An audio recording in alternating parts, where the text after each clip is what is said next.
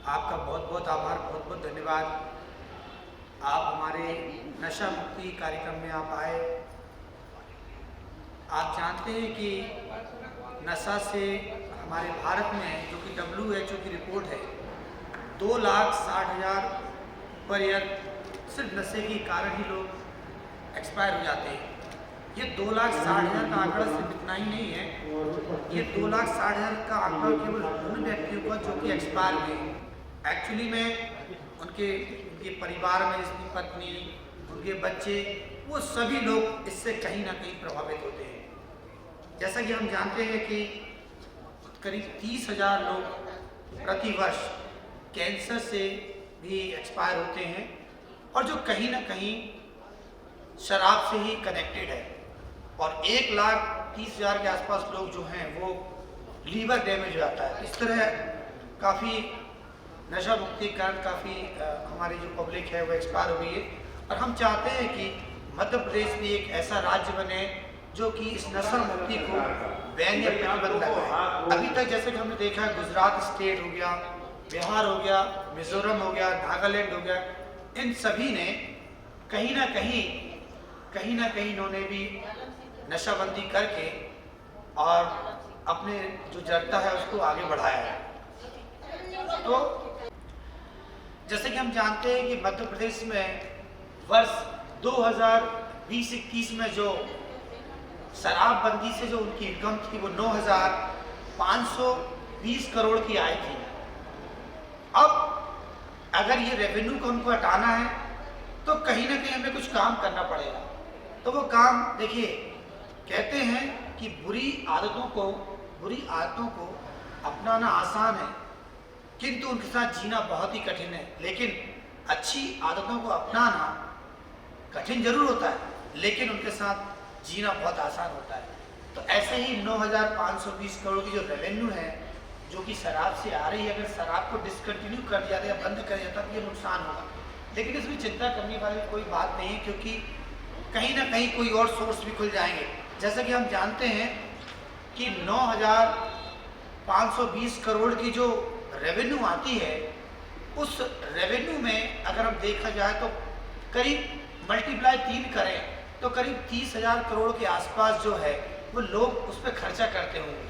जब खर्चा इतना करते होंगे तब जाकर कहीं वो 9,520 करोड़ की रेवेन्यू आती हो। तो अगर सपोज कीजिए कि 9,520 करोड़ की इनकम ना आए तो वो 30,000 करोड़ रुपया वो परिवार के पास बचेगा। अगर परिवार के पास बचेगा तो वो कहीं ना कहीं शिक्षा में खर्चा करेंगे, एजुकेशन में खर्चा होगा, हेल्थ में होगा, परिवार का विकास होगा, रियल एस्टेट में होगा। तो कहीं ना कहीं इससे फायदा सरकार को दूसरी तरफ से रेवेन्यू मिल जाएगी। जैसा कि आप जानते हैं, हमारा जो हेल्थ का बजट होता है वो 10,711 करोड़ का करीब हेल्थ का बजट होता है। उसमें 20% से ज़्यादा एक्सपेंडिचर तो केवल इस बात का हो जाता है कि जो लोग नशे की हालत में रहते हैं, या तो एक्सीडेंट हो गया उनका, या वो किसी कारण से नकली शराब पी ली और बीमार हो गए, तो ऐसा करीब 20% ज़्यादा खर्चा उनके पास चला जाता है। दूसरी बात यह है, अगर मान लो सरकार ऐसा सराहनीय कदम माननीय मंत्री जी उठाते हैं तो जो हमारा इनएक्टिव सेक्टर है, जैसे कि हम देखते हैं बहुत सारा हमारा सेक्टर है जो कि वाइन पीकर इनएक्टिव पड़ा हुआ है, वो कहीं ना कहीं हरकत में आएगा। और जब हरकत में आएगा तो कहीं ना कहीं इससे फ़ायदा सभी को मिलेगा, इससे प्रोडक्शन बढ़ेगा, हमारे देश की प्रोडक्टिविटी बढ़ेगी। दूसरा, डोमेस्टिक वायलेंस जो होगा, डोमेस्टिक वायलेंस में कमी आएगी। अगर डोमेस्टिक वायलेंस में कमी आएगी तो कहीं ना कहीं जो सरकार का बहुत सारा समय इन केसों को सेटल्ड करने में और कहीं ना कहीं उनको वापस फाइनलाइज करने में जो समय और पैसा लगता था, गवर्नमेंट का पैसा बचेगा। दूसरा, मैं यहाँ पर एक बात कहना चाहता हूँ कि ये जो रेवेन्यू लॉस अगर सरकार को होता है तो इसका फ़ायदा वो ये दूसरे कौन सा सेक्टर है जहाँ से वो इसको कंपनसेट करे। तो जैसे कि हम जानते हैं, कोरोना के बाद हमारी अर्थव्यवस्था काफ़ी लड़खड़ा गई थी। इस अर्थव्यवस्था को एक सही रूप देने के लिए सरकार ने, माननीय निर्मला सीतारमण जी ने वित्तीय बजट 2021 लेकर आए थे, जिसमें कि मुद्रा लोन बांटा गया था। उस मुद्रा के सहारे कैपिटल इन्फ्यूजन करने को इसके लिए। फिर उसके बाद 2022 में एक बजट आया जिसका नाम था आत्मनिर्भर बजट। ये आत्मनिर्भर बजट एक्चुअली क्या था? ये बजट बेसिकली गवर्नमेंट की जो पीएम गति शक्ति योजना है उसको आगे बढ़ाना और क्लाइमेट चेंज लाना। तो जो 7.6 लाख करोड़ का जो उन्होंने बजट रखा है वो बजट कहीं ना कहीं कैपिटल एक्सपेंडिचर का बजट है। तो जो सेक्टर इनएक्टिव पड़ा हुआ है, जो शराब के नशे के कारण पूरा समय व्यर्थ गवा रहा है, उस सेक्टर को, उस वहाँ के कर्मचारियों को हम इस सरकार की इस योजना में लेकर आएंगे। जैसा कि हम जानते हैं आत्मनिर्भर बजट 2022 बहुत बड़ा बजट है, करीब 40,000 लाख करोड़ का बजट एक्सपेंडिचर बजट किया गया है। तो कहीं ना कहीं जो सेक्टर वाइन पीकर इनएक्टिव पड़ा है, वो काम नहीं कर रहा है, घर में पड़े हैं, अगर शराब बंद हो जाती है तो उस सेक्टर को हम यहाँ पर लेकर आएंगे और यहाँ पर हम उनको बहुत अच्छा रोजगार देंगे। दोस्तों, जैसा कि आप जानते हैं गुजरात स्टेट वो स्टेट है जिसने कि शराब को बंद किया है, लेकिन बंद होने के बाद जो रेवेन्यू है वो रेवेन्यू सरकार को लॉस नहीं हुई है, क्योंकि जो करीब जो पैसा बचा है उस रेवेन्यू को मल्टीप्लाई अगर 3 करा जाए, उतना जो पैसा बचता है वो पैसा कहीं ना कहीं जनता के हाथ में आता है। जब जनता के हाथ में आता है तो वो पैसा लेकर अपने घर परिवार में जाते हैं और वहाँ पर वो खर्चा करते हैं, सरकार को रेवेन्यू जनरेट हो जाती है। दूसरा, मैं गुजरात स्टेट घूमने गया था तो मैंने वहाँ देखा शराब बंद थी, परंतु कुछ ऐसे स्पॉट्स उन्होंने फाइंड आउट किए थे जहाँ पर कि उन्होंने इस चीज़ को ओपनली किया हुआ था।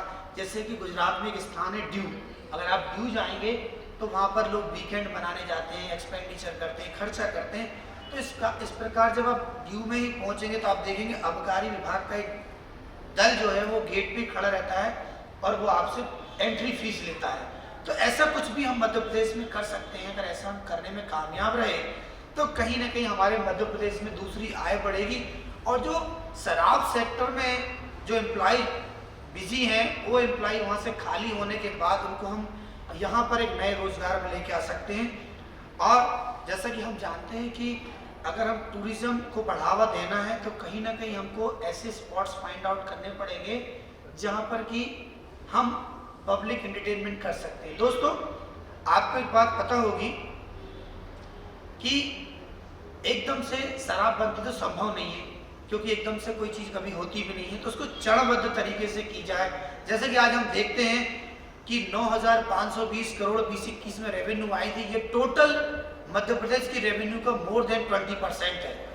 अब इस परसेंट को धीरे धीरे 20 से 15 किया जाए, 15 से 10 करा जाए, फिर 5 किया जाए और कोशिश की जानी चाहिए कि ऐसे स्पॉट्स फाइंड आउट करे सरकार जहां पर कि लोग जाकर अपना समय व्यतीत करें, खर्चा करें। दूसरा, जो बाहर की जो शराब है, ये एमपी से बाहर की शराब है, उस पर पूरा प्रतिबंध लगाया जाना चाहिए, बल्कि एमपी की ही मैन्युफैक्चरिंग को थोड़ा प्रमोट करके और उसके ज़्यादा रेट रखकर हम उन स्पॉट्स पे भेज सकते हैं। इससे सरकार की रेवेन्यू भी थोड़ी सी बढ़ती रहेगी और हमारे आबकारी विभाग के कर्मचारी जो कि एंट्री फीस लेंगे, इस प्रकार वो भी बिजनेस अच्छा चलेगा।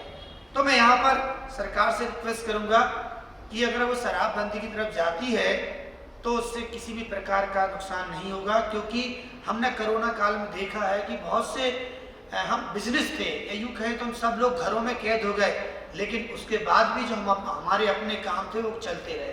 तो इसी की बात से मैं बहुत बहुत माननीय उमा भारती जी का मैं बहुत बहुत आभार धन्यवाद व्यक्त करना चाहूँगा कि आज उन्होंने अपना आशीर्वाद हमको दिया। मैं इसी के साथ बहुत बहुत धन्यवाद। Thank you. जय हिंद, जय भारत।